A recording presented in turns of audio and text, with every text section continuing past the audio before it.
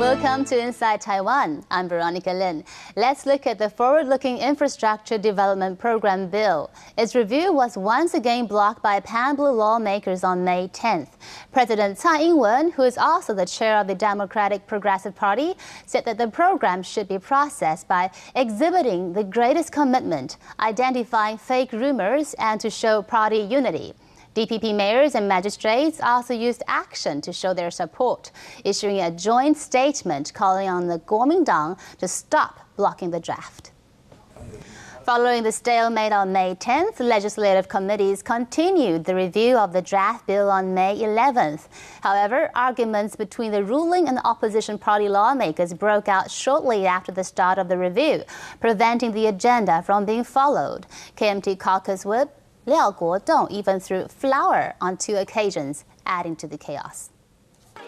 Another bill review that's garnering much attention is the Public Referendum Act.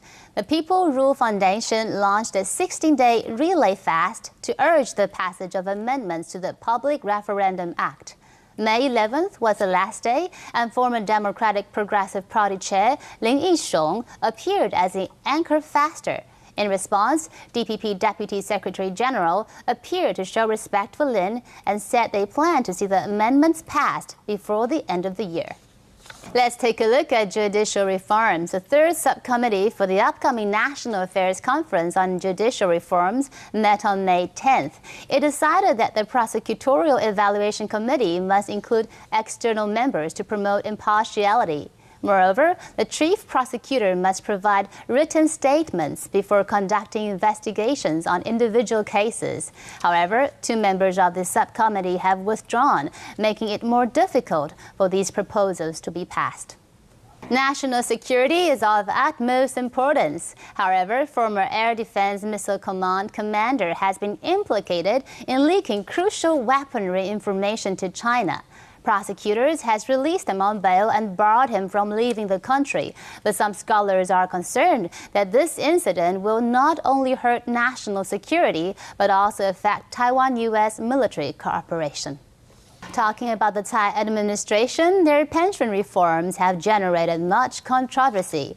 Several women's organizations recently called on the president to honor her campaign promise of establishing a basic pension system that provides at least 8,000 NT dollars per month to guarantee the basic living requirements of retirees.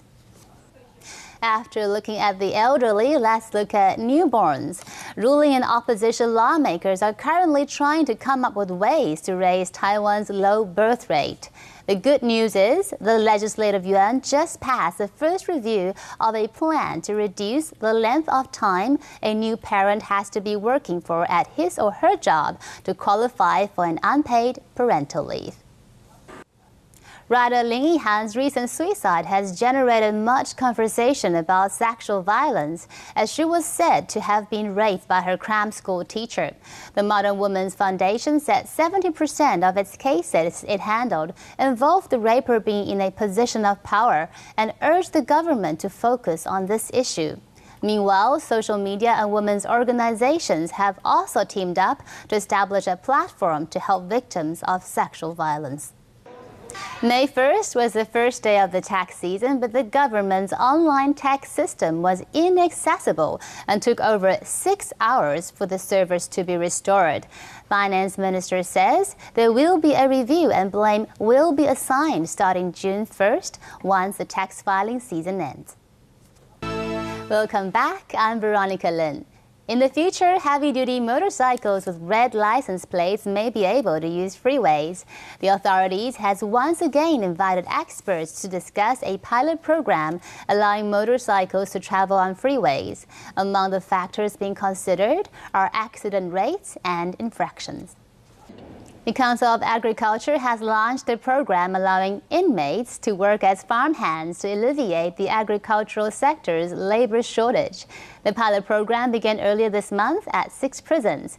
As farmers are a little apprehensive about inmates working in their fields, most of the hiring has been done by farmers' associations. The number of Chinese tourists to Taiwan has dropped significantly.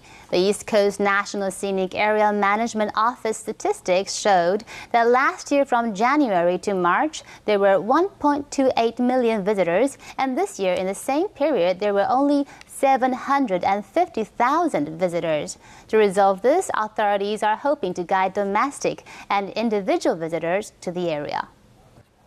Kending receives several million visitors every year. Recently, local residents spotted an animal that resembled a crocodile or an alligator in a river, and tourists also reported sightings. However, no one was able to capture the animal on film. Locals worry the animal may harm people and have thrown bait into the river in the hopes of luring it out so they will be able to identify it.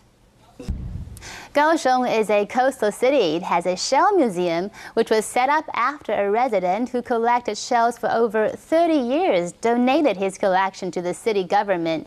Thanks to him, visitors can now view thousands of different types of shells at the museum. Let's take a look.